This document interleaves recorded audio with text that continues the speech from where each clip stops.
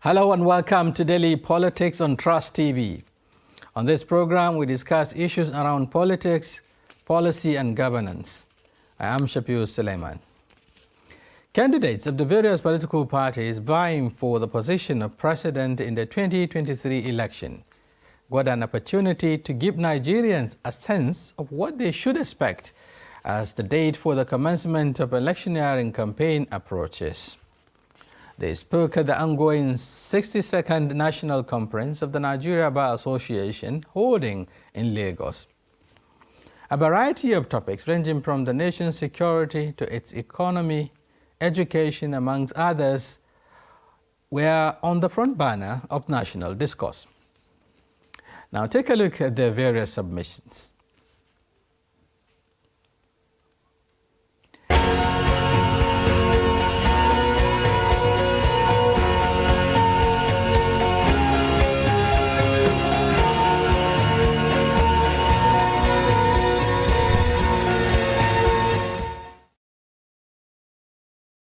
Nigeria needs urgent transition from being a highly insecure country to a secure country, from a disunited country to a united country, from corruption to a transparent country, from a country of lawlessness to a country of law and order. But in all this, it is important that we look at where we are today for people to understand the gravity of the journey we are going to take if we are going to transit. Where are we today? Nigeria have qualified to be a failed state. We have met the 2 or 3 biggest characteristics of a failed state. Number one is when you're no longer in charge of your territory. Today, we are among the top terrorized countries of the world. We are among the top kidnapping countries of the world. Banditry, criminality, bandits have taken over some parts of this country. Oil is today 80% stolen. That shows how bad it is. We are the only country apart from Venezuela, who we know is their own is because of sanctions, that is not meeting up its OPEC quota. Every other country is begging for increase, but Nigeria is not meeting up its own. And you wouldn't believe the quantity that is missing. In July alone, our total average, our quota is 1.8 million. In July, our total average was 1,083,000 barrels a day. That means that in July, we lost 707,000 barrels per day. If you multiply that by 31 days, it will give you 22,227 barrels of oil that we lost. Number 2 item to show that we are failed state is that you are no longer in control of your economy. Out of 200 million Nigerians, 60% is supposed to be working. So you're supposed to have 120 million Nigerians working, but today Nigerians that are working are under 50 million. So 70-something million of Nigerians are not working, they are not productive. When you compare this to your productivity, you will see how low it is. We're now joined by a political analyst, Jide Ojo. We also are expecting a public affairs commentator, Samaila Musa, who will be joining us shortly. Thank you very much for joining us, Mr. Jide Ojo. My pleasure. Good evening, Nigerians. Yes, we're starting with Peter Obi, the candidate, presidential candidate of the Labour Party.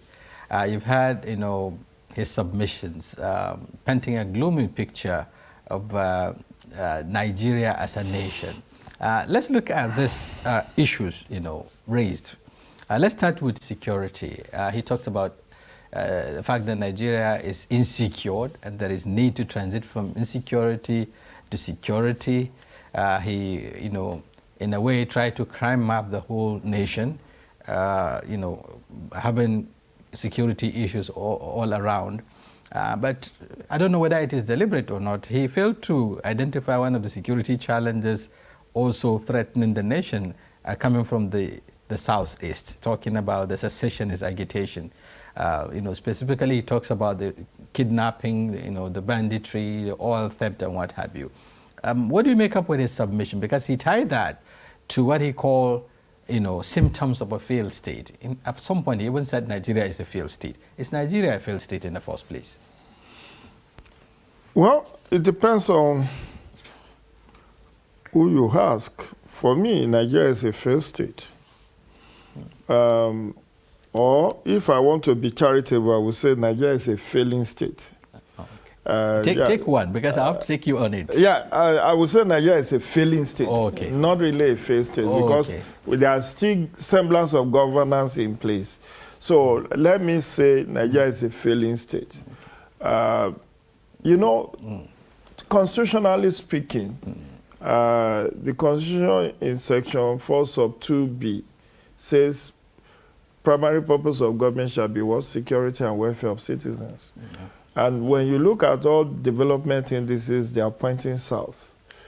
I will be the first to admit that this is a accumulation of bad leadership over time, and not just about this administration. So you cannot say that Nigeria is walking. Nigeria is wobbling. That's why I would say it's a failed state. We are From the point of view of security? Okay. Yeah, in security-wise, which part of Nigeria do you want to say that you can sleep with your eyes closed? Issues of ritual murder, banditry, kidnapping, IPOB agitation, and all of that. We didn't get it. I mean, it wasn't at this peak in the previous administration of even Goodluck Jonathan that we said was clueless and all of that. So the symptoms have gone from bad to worse. I must, in all sincerity. Yeah, but the basis, is I'm using to judge Nigeria as a failing state, or as a failed state, as he said, was that territories of the country have been taken, by non-state, just like he said. Non-state actors. Actors, yeah. But then, looking at the present circumstance, the government will tell you that, yes, there are pockets of, non-state actors operating at some ungoverned spaces, so to speak. But then there are no specific local governments that have been taken away, perhaps by these non-state actors that are known, for instance, like it was before 2015, where you can pinpoint 14 local governments taken away. And then talking about a failed state or a failing state, some will say the fact that a national conference of that caliber of the lawyers, of the Bar Association can take place in Lagos in a peaceful atmosphere. We cannot talk about, we cannot generalize the situation now. Yes, there are issues around some areas, but it is not, it didn't get to that level that we would talk about complete failure, if you like, or of the state. Well, that's why I said it depends on who you ask. If you have APC loyalists and sympathizers, they will say, in fact, the government itself, the APC government said, we have never had this so good. That security-wise, this country is very well secured. If you bring Gabajewu or Femi Adesina here, that's what they will. But to be fair to them, they will admit actually that there are challenges. Yeah. No, they will tell you. I've been on the same set, TV set with Gabajewu, and I disagree with him openly. The bottom line is that, is this peculiar to Nigeria? I would say no. It is a global challenge. Terrorism is a global challenge. But I don't want to use that as an excuse for our own failure, leadership failure. And I'm also very conscious that, you see, issue around security is not something that we put government, federal government alone as duty bearer. There are subnational level. What are they doing? The local government chairperson collects security votes. The state governors collect security votes. The president collects security votes. But we are more inclined to say, Buhari didn't do this, Buhari didn't do that. It's a federation. And if some states are working, if some states are secured, It's because of leadership that are provided at that subnational level. Look at what's happening in Kogi State. Kogi State is one of the most, quote and unquote, porous states because it shares border with 9 different states. 9 different states. There is no other state that have that kind of porosity. But yet, there is relative peace in Kogi State. Just the attack that took place in the Ajaokuta local government, the governor suspended the monarch there. It took drastic measures. Exactly, drastic action. And you could see also in the southwest states, when the situation was getting out of hand, what did they do? They decided to float what is called Amotekun, which is a regional security outfit to complement the Nigerian police. So what I'm saying invariably is that we should not be too, we should unpack this issue. That, look, yes, APC administration is at the center, but can the center do everything? No. We have 11,082 political offices in Nigeria. And each of these political offices are paid for from the treasury of the federal government. And I'm just even, I'm saying 11,082 because I've not added the deputies, the vice president, the deputy governors, the vice chairman of councils. If you add that, you are going to get close to 12,000 political offices. Yeah. So what I'm saying is that it's a collective responsibility. It's not APC that is in all of the 36 states. There are other political parties right, that are holding sway in those states. Okay. So what are they doing? So why we need to admit the grave nature of what is happening to us is that in the event of any one of them becoming our next president, let him not have an excuse that I didn't know that things were this bad. And another thing perhaps is also to talk about solutions. Yes, you painted a gloomy picture of a nation talking about insecurity, lack of unity, corruption, lawlessness. Shafiu, I wasn't surprised because I knew as a writer that is going to be the talking points in the coming campaigns. Everybody will want to talk about what take advantage of it, just like APC did ahead of 2015 election, calling Goodluck Jonathan names, telling us that in 6 months they can turn things around and all of that. So they are going to, the opposition are definitely going to make a capital out of whatever challenges, democratic challenges or developmental challenges that we have. The bottom line is that we should not shy away from admitting that we have a problem on our hands. Okay. It's like going to a doctor. If you are having grave ailment and you go to a doctor and you complain that you just have a slight headache and fever, and you didn't tell the doctor the intensity of what is happening to you, the diagnosis will be wrong, because he is going to diagnose you based on your own admission that this is exactly what you have come to complain to me about. So let them be aware.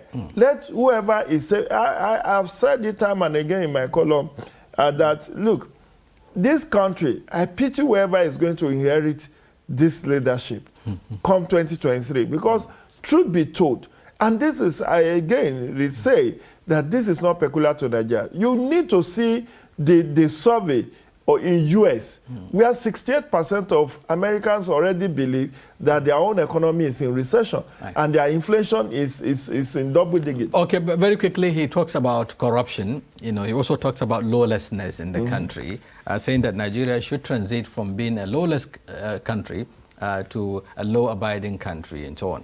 And talking about corruption, for instance, this, some would say, has been with us for ages, not just this administration. True. And perhaps some of the people also making these statements, some would say, are not totally insulated from that, because there are also issues around how people, use state resources and all of that. So, looking at those making the statement and the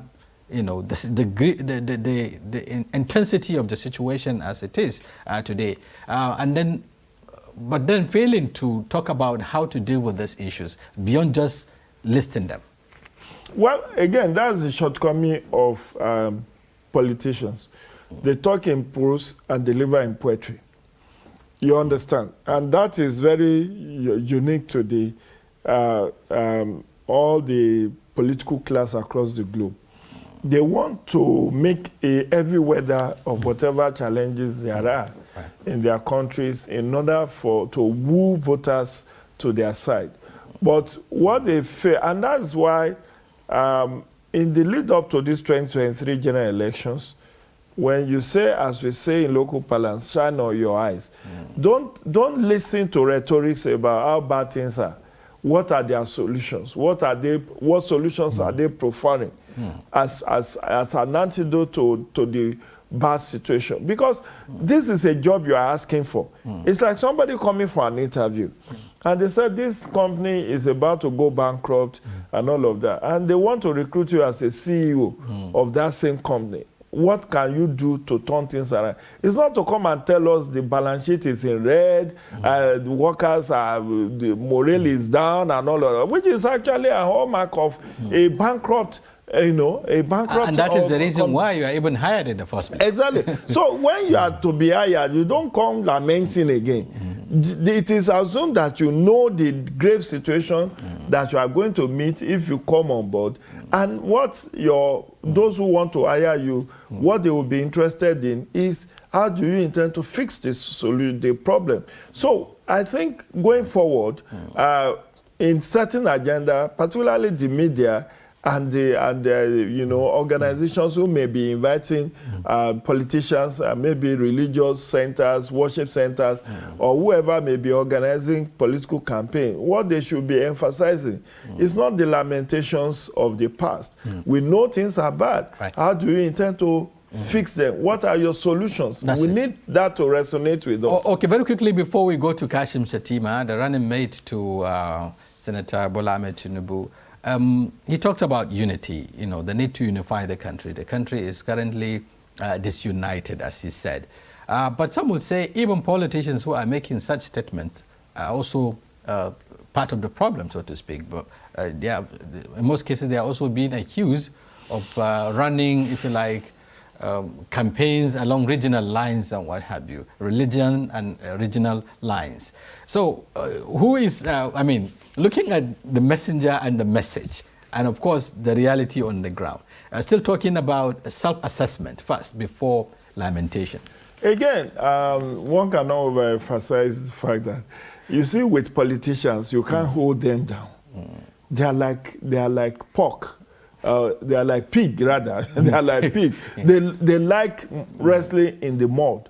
And they are very good at muslinging. So I'm not also surprised, because whatever genre of politicians we are talking about, whether old, young, new breed, old breed, they read from the same textbook. And so issues around this unity, again, how do you want to deal with that?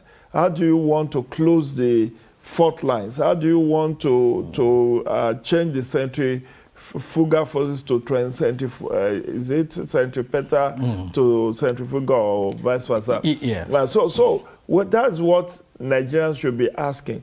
I don't know whether the forum really gave them sufficient time to articulate, because the video clips of their speeches I saw, they spoke extempore. They really didn't come with any prepared speech.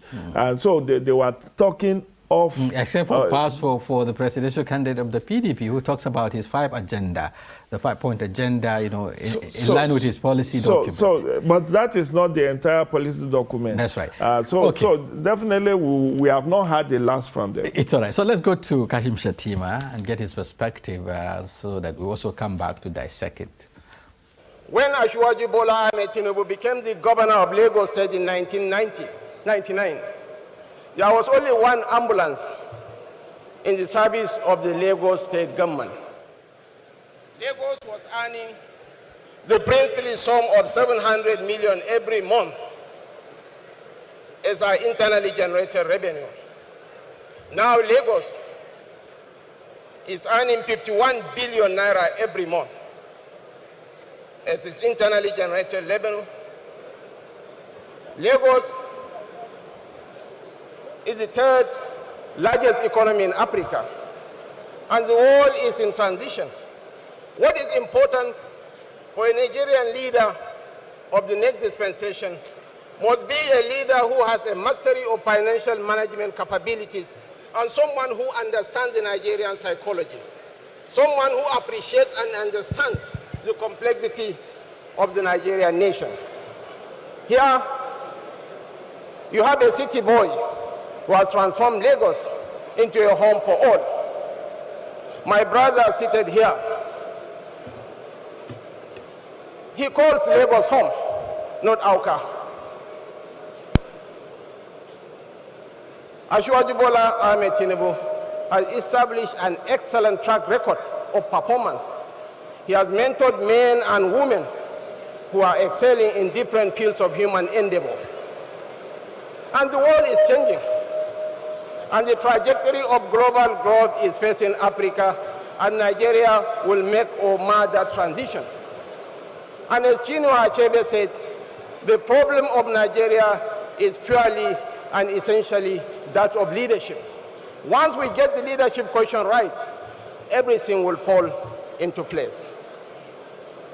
In this age when others are talking of artificial intelligence, when others are talking of nanotechnology or biotechnology, we need a leader who has the skill set, who has the understanding of the global economy to shepherd us in this age. And if you get one, you are getting one for free. He's the city boy. I am the golden boy of Zenith. Okay, that has been Kashim Shettima, the running mate to the APC presidential candidate, Senator Bola Ahmed Tinubu. Kashim Shettima took a different dimension, you know. He is not actually looking at the fault lines, if you like. He's gone beyond that. He took advantage of the opportunity to market himself and his principle. And he did that on the basis of their antecedents, talking about what they've done in the last 8 years as they govern their respective states. And that as a yardstick for them to be engaged in order to replicate, as he said. What do you make up with that position? Incidentally, Kashim Shettima, Senator, former governor of Borno State, trended on the social media for the better part of last 24 hours by his way of dressing rather than the gist of what he even said, the substance and content of what he said. I just wondered what Nigerians really want. Maybe we don't really know what we wanted. Because I don't know why dressing should matter much to us than the content of what. So if I decide to wear an adire that is very cheap to a cover, will I now be dragged for wearing a cheap clothing?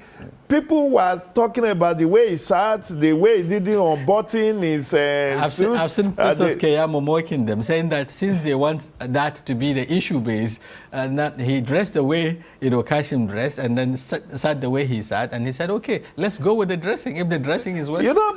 People were talking about him wearing sneakers on suit and all of that, which is the trend. Unfortunately, the joke is on those who are criticizing him. Because, I've seen galores, many examples of even fashionistas, footballers who dress the same way Kashim Shettima dressed. But it's a global trend. But let's put that on the side. I'm only worried about the trend of our social media commentary and what may end up blinding us to the realities that we ought to face going to 2023. Now, about the substance of what he said. That's right. That's what I would have said if I were to be in his position. You don't look at the market noise. You look at whom you are trading with. And here is about marketing yourself. What have you? What is your track record? He was able to market Asiwaju Bola Ahmed Tinubu, talked about his Midas touch in Lagos. Quite a number of people may disagree. And this is an account of an elephant by 6-9 men. It's definitely going to be different. If you are to assess Obi's tenure, 8 years tenure in Anambra State, similar things may happen. I've seen his fellow Igbo who castigated him has been a failure in governance and that is overhyped. And many of the things he claimed. In fact, one of the many denigrating things, one of the key things people are saying about Peter Obi today is more about his lack of fact-checking for many of the statistics that he Some of the out. statistics are actually reeled out. We'll get to hear some of them. But back to issue of substance. Like I said, if I were to be Katim Chetima, that's what I will focus on. One, you cannot go to such gathering and start hyping on the fault lines because you are the government in power. Yeah. So people it will amount to, it will amount to you shooting yourself in the foot. That's right. How will you be talking about, oh, we have insecurity, we have food shortage? But these are realities that Nigerians are expecting you to speak to. No, but he's speaking to it. It's not like he's not speaking to it. He's speaking to those realities. And how did he speak to them? He talks about raising IGR, internally the revenue, generated revenue. Talked about catching up with the rest of the world in terms of STEM, STEM education, technology, nanotechnology, biotechnology, biodiversity, and all of that. It talks about building infrastructure and providing security, which he said Asiwaju will be in charge of the economy while he will take charge of the security. And people are also questioning that assertion, that did you make Borno State secure in your 8 years as governor? And beyond this, Mr. Jide, Lagos is not Nigeria. Same as Borno is not Nigeria. You can excel, governing a state out of the 36 states of the Federation. But when it comes to the larger picture of Nigeria, a bigger Nigeria, it's a totally, a different ball game. I don't know if Kashim perhaps is also looking at that beyond just what they is trying to hype that they've done in their respective states. But then what else do you want him to campaign on? He has never been vice president. He has never gone beyond, he's moved from executive position to legislative position. He can only talk within the remit of the experiences that he has garnered. For instance, if you are talking about developing IGR, you should be able to tell Nigerians that, yes, at the moment, this is what Nigeria is earning, and if you come on board, you believe that if you address XYZ, you should make it, look like this, just like it was in Lagos, for instance. Now, let me tell you something. I think, one, they have very limited time to address this is not their conference. They are just like guests. It's like when you are invited to be to an event, which is more like a side event, because this was a side event as far as I'm concerned.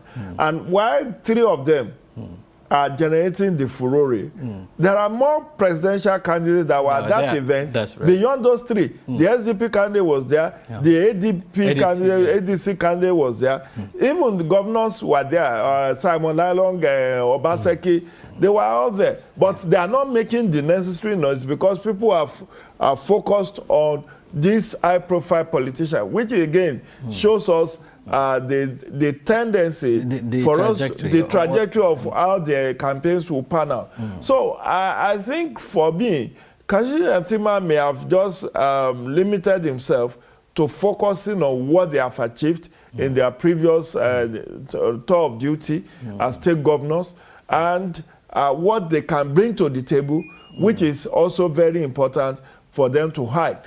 However, the details about where things are currently, where they want to take Nigeria, I believe that there should be a committee that is already working on getting the necessary statistics, figures, and policy document.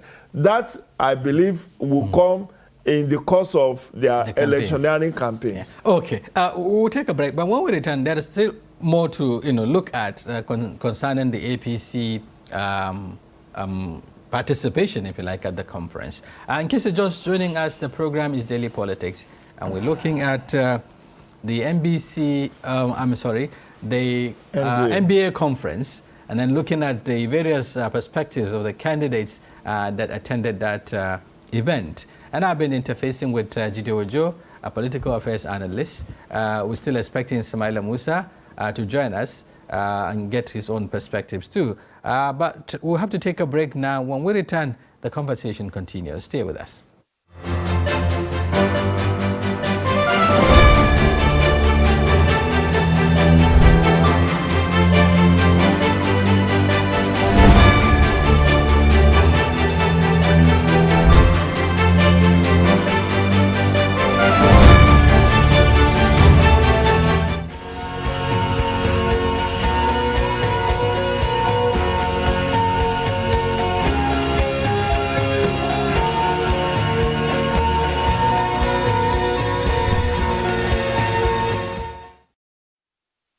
Thank you very much for staying with us on Daily Politics, reaching you live from Trust Television here in Abuja, Nigeria's capital. And today we're looking at the MBA conference and dissecting the candidates' perspectives with regards to the state of the nation. And I have in the studio Jide Oju. We're back now. Yeah, just before the break, you're actually talking about, how Kashim Shettima was able to utilize the time allotted to him to market himself and his principal, and of course the needless distraction that was generated by his outfit. Okay, again, people who have watched this event and of course are commenting are looking at the absence of his principal, talking about Senator Bola Ahmed Tinubu. This happens to be Lagos. He's home based, if you like, his base state, and this is where Nigerians would have expected to see him demystify those who are thinking that he cannot come eye to eye, if you like, or come to discuss issues with his contemporaries like the PDP and the other candidates. Did you see him miss an important opportunity here, looking at the fact that Nigerians are actually waiting to see how he will respond to such challenges of him standing to speak to people and speak to issues? Well, the opposition are making a heavy weather of that, and it is normal and natural because they just have to lash onto something to talk about. But I really don't think Asiwaju missed anything. Don't also forget, this is not an organized political debate. It's not a debate per se. It's just like I said, it's more like a side attraction or side events to a annual general conference of the Nigeria Bar Association. But looking at the influence of this organization, I'm not disputing the influence, yes. But don't also forget that election is still like 7 months away. Even if Tinubu were to go there and talk, people will still talk about, oh, he didn't address certain issues, he left us this, there is a gaping. He has to pick, make a choice of what events to attend. Yes, people felt he missed a very big opportunity, but this is not campaign season. And even in campaign season, we've seen the outgoing president, and not only him, previous presidential candidates who failed to turn up at presidential debate. It's not in the constitution as part of what you must attain or do for you to get elected. So it's a choice. If it's a minus to them, they bear the brunt. It's like their Muslim ticket. Like I said, people should not lose their nerves and have headache for somebody. They should not take Panadol for somebody else's headache. If you know there is a big minus for them to fly a Muslim ticket, just like it is, if you consider it a big minus for Asiwaju not to have been there, it's their cross. That should be to the advantage of those who attended, isn't it? But if you are now mindful of, oh, he should have been there, why was he not there? Are you a member of their party? Is it your the representation by Senator Kashim was superb and accurate. And I've listened to, incidentally, this season is when I start, consciously listening to Senator Kashim Shettima. Before this electioneering season, I've only listened to him once when there is a soundbite of his intervention in the Senate about, I think, state of insecurity or education, which resonated with quite a number of people. And Asiwaju Bola Ahmed Tinubu must have seen something in him, which many others don't see, in making a choice of him as his running mate. Remember, he was the chairman or the DG of his campaign organization. And he must, and you cannot take one thing away from Kashim Shettima. Yeah, but wouldn't his intellectual fecundity, his intellectual prowess is very much on the eyesight. But wouldn't that also give Nigerians that impression that perhaps his principle, is lacking in something, perhaps talking to Nigerians or talking to the issues? I don't think so. Again, it's too early in the day. It's too early in the day. You don't want to burn out ahead of the main event. You understand? I mean, permit me, I'm not a member of his campaign council. I do not belong to his political party, but I think it's strategic that it should also allow people to see the kind of the strength and the prowess of his running mate. Okay. You know, for Ashwaju, particularly in Southwest, is an household name. If not in Nigeria, I think even in Nigeria, it's an household name. So he has nothing to prove to that gathering. With due apologies, I'm not saying I'm not saying that if he had attended, he would have it would not have added value. But I'm saying, and I don't know. Wait. I'm even getting to know that it's not in the country. Yeah. You understand? So if actually it's not in the country, you don't want him to rush back from whatever he is doing outside of the country to attend to give a 5-10 minutes. And we do not know whether there is also facility for him to engage virtually. Maybe that will have been before the end of the session. Yeah. Yes, okay. It's about time we now listen to the presidential candidate of the PDP talking about Atiku Abubakar. He also was given opportunity to speak to the issues. Let's hear Atiku Abubakar. 1999, Nigeria has never found itself in such a very, very critical joint in our history. Today, we have had all the negative indices as far as our country. Today, we are more disunited as a nation. We have never experienced this level of poverty. We have never experienced this state of insecurity. We have never experienced this level of unemployment. We have recognized all these negative developments in our history. What is important is how do we tackle these challenges.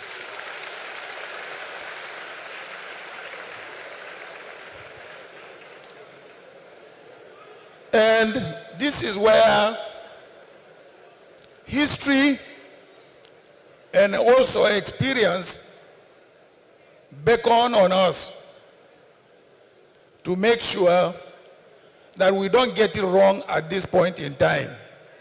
Otherwise, if we get it wrong at this point in time, I don't know when we will ever get it right.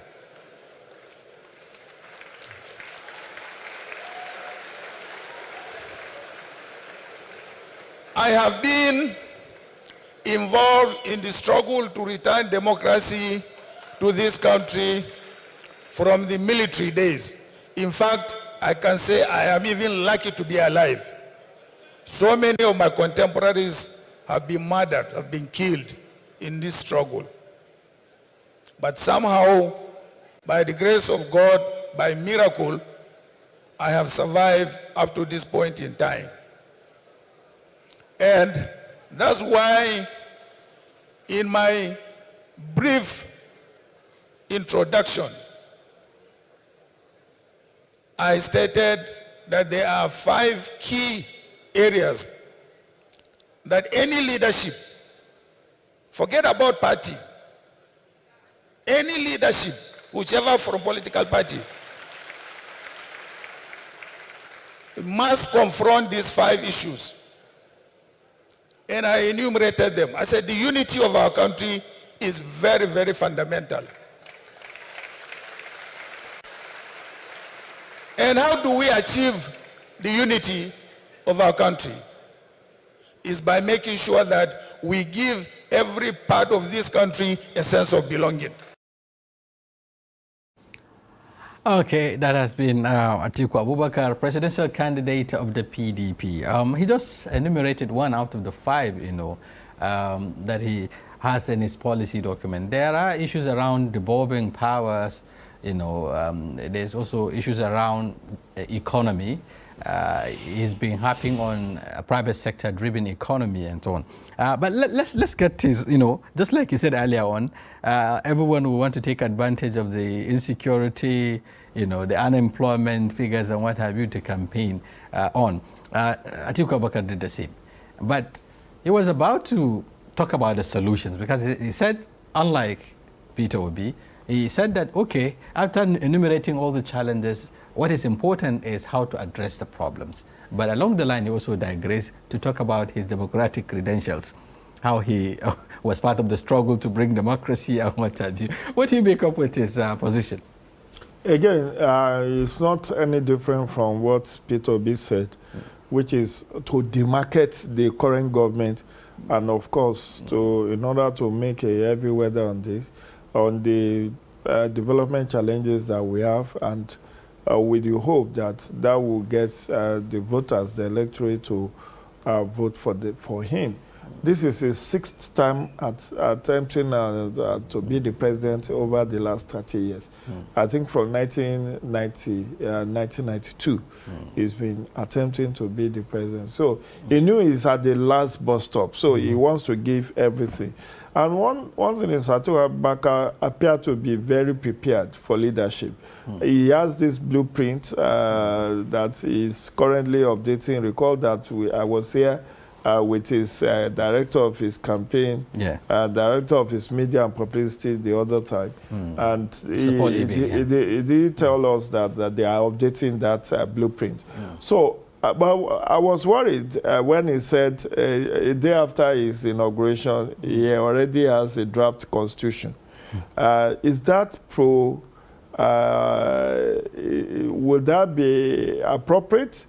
To just have some people draft a constitution in your own mindset and think you can force it. Not subjecting it to public scrutiny. Yeah. So I think that's, and then there is also another issue of returning universities to... I was actually coming to that. When you talked about tinkering with the policy document, some would say this is what will come out. This is the what comes with it. There has been issues around his statement saying that he will return the universities to the states.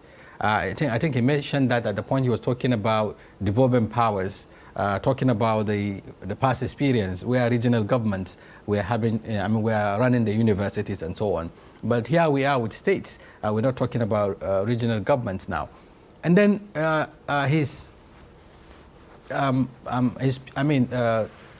people, speaking on his behalf, today came out to also say that that's not what he meant, that he was taken out of context and what have you.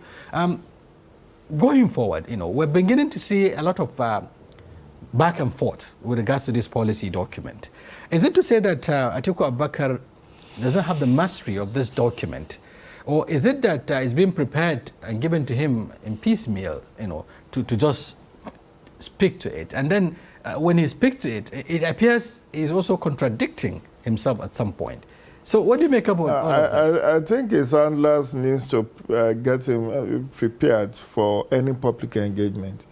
Because whatever he says at this point will carry a lot of weight. I was on a media platform in the day, and I really didn't think what he was proposing, if actually he did propose that universities will be returned to the state, I don't think he meant well for this country, and I don't think is a workable solution to maybe also strike or whatever. This, education is on concurrent legislative list. Yes. So you cannot take a federal university and give it to state, which you do not know whether they have the resources to even run those institutions. What even happened to the current ones that are being run by the states? That are being run by the states that are not even well managed, which is leading us to this industrial action. So I take exception to that, but whatever they said he meant, he needs to think through and subject it to rigorous scrutiny within his campaign organization, and also running it through experts, both within and outside of the country. Because there are a lot of people that feels he is not in tune. Don't forget, he's been out of power for 15 years. And even when he was there for 8 years, he was like a lieutenant. He was not in the driver's seat. And we know that the last 4 years was actually in a very toxic environment, so much so that all his aides were withdrawn. He was just there reading newspapers. He was not even assigned any role, which is also similar to what Yemi Osinbajo is going through since 2017. He has not been allowed to. Also, that some people see him as a seasonal politician. You know, he comes in during build up to election, and after election he leaves the shores of Nigeria. Dubai. Does that also is it are those part of the also reasons why it's yet to get grasp of the situation on ground? I don't think so. He has enough resources to get all the experts to give him a policy document that is homegrown, that can stand the test of time. Look at what's happening with IPIS, IPs that government has sold to Nigerians as the way forward to tackle corruption in public service. But when it was subjected to integrity tests, we learned that it came last. And the UTAS that the university lecturers came up with, which is homegrown, even did better than the... So what I'm saying invariably is that it needs, I think ahead of the time for campaigns, the actual campaigns, it needs to really have a sit down with his campaign council and subject some of the ideas he wants to be espousing to thorough scrutiny. Because I remember in the lead up to 2019 presidential election, he was also talking about returning all this private sector will drive everything. And people will tell, still standing by that. People said the one he did under National Council of Privatization, where he sold most of the public assets to his cronies, and that where did he lead us? Many of them, Doba Hotel, many of them have become comatose. They could not resolve the power sector, the power sector and all of that. Okay, lastly, because we have to come to a close on this conversation, he talks about unity, unifying the country. And he was also talking about giving every region a sense of belonging. And then this is also, some would say, is contradictory. The fact that, he's aspiring against the wish of some people who felt that power should rotate to their zones or whatever. Isn't this contradictory? It's not contradictory. What he's saying in essence is that he will be a president for all. He will try to unite the country by being fair in giving what is due to each of the states, that he will observe the federal character principle, and he also believes in the devolution of power, which is actually in tandem with agitations even around the Southeast that feels that he has robbed them of the opportunity of being in a position to produce the next president of Nigeria. Okay, thank you very much, Mr. Ajide Ojo. I think we have to come to a close on this conversation. We really appreciate your perspectives. My pleasure. Yes, on behalf of our guests and the technical crew, this is where we come to the end of Daily Politics today. Do join us tomorrow. We'll be back with another topic and personalities. Until then, thank you for staying with us.